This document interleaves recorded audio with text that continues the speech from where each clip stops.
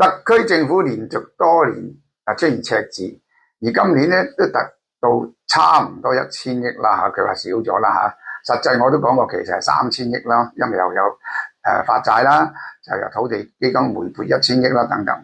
咁港澳辦主任黃寧貴咧就話：香港咁大嘅經濟體，1000億赤字唔係咩大問題。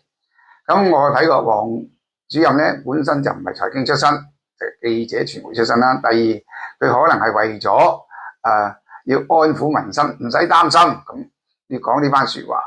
當然我唔認同黃寧貴主任所講嘅嘢嘅，呢個係值得非常關注，係要諗辦法解決。好啦，政府又話佢哋已經好積極開源節流。咁除咗坊間講話減少立法會議員甚至取消區議員等等之外咧，究竟我哋特區政府啲高官，特別係嗰啲利益既得者，會唔會肯犧牲自己嘅利益而去為咗政府做出貢獻呢？減真冇可能啦，係咪？已經講咗唔會啦。咁我喺度講一個小問題。香港咧啲政府高官咧有幾個高官係有官底嘅，譬如特首啦，即係等於舊時個港督啦，政務司司長啦，財政司司長同律政司司長，仲有一個唔係司長級個都有特官底，嗰個就係咩咧？警務處處長。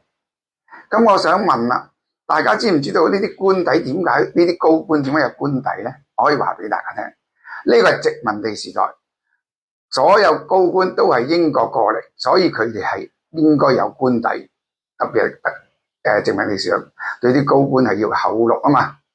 但係今時今日香港特首、特區政府所有嘅官員都係香港人，本身都喺香港有地方住嘅，我哋仲需唔需要咧？睇下啲官底好豪華嘅。第一個圖片，特首官底當然我認為係需要嘅。第二個，政務司司長嘅官底好豪華嘅。第三個，財政司司長嘅官底，你睇見係咪流口水咧？第四個，律政司司長嘅官底，圖片睇得唔清楚，但係裏邊都好大好靚，就喺山頂嘅添。第五個都係喺山頂嘅，就係警務處處長官底。我想問呢幾個都係香港人，點解要有官底咧？做嘅任期又短，好簡單。舉個例，當日李家超特首由保安局長升做政務司司長，淨係裝修都裝修咗幾百萬，但係住唔夠幾個月又要搬去特首府，咁你覺唔覺得係好浪費咧？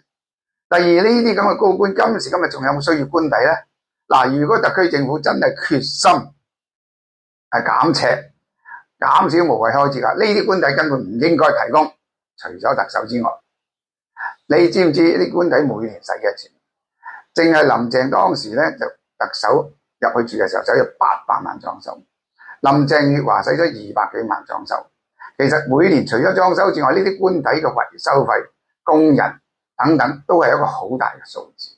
但係如果啲官調得快、升得快咧，就其實就唔划算。好似鄧炳強做警務處長就住咗官底咗冇幾耐就升咗做保安局長，結果又嘥咗好多錢。每年呢啲官底係冇必要。第二一樣嘢，呢啲官底嘅地皮咁重要，難聽啲喺高價嘅時候賣晒呢啲官底出去我諗政府都收翻100幾廿億。